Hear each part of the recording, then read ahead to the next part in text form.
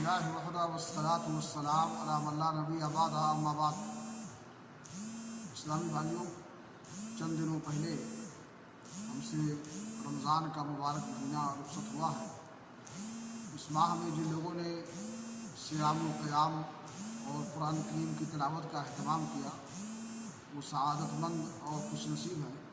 اللہ رب العالمین ان کی طاعت اور نیکی قبول فرمائے۔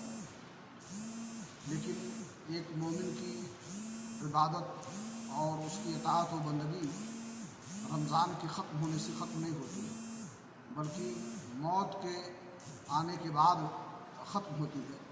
اللہ رب العالمین نے قرآن کریم میں فرمایا وَاعْبُدْ رَبَّكَ حَتَّىٰ يَأْتِيَكَ الْيَقِينُ، تم اللہ رب العالمین کی عبادت اور بندگی اس وقت تک کرتے رہو جب تک کہ موت کے آغوش میں نہ آ جاؤ۔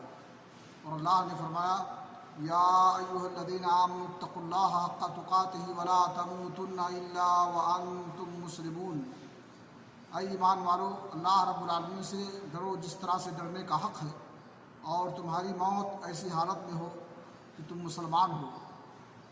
اور نیکیوں کے قبولیت کی علامتوں میں سے ایک علامت اور ایک نشانی یہ ہے کہ انسان نیکی کے بعد نیکی کرے اور اس پر قائم اور دائم رہے، اور پہلے سے اس کی حالت جو ہے بہتر ہو جائے۔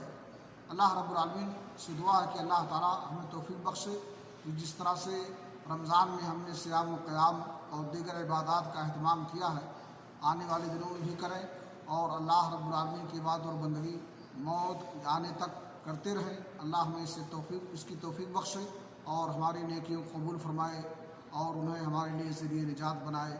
وآخر دعوانا الحمد للہ رب العالمین۔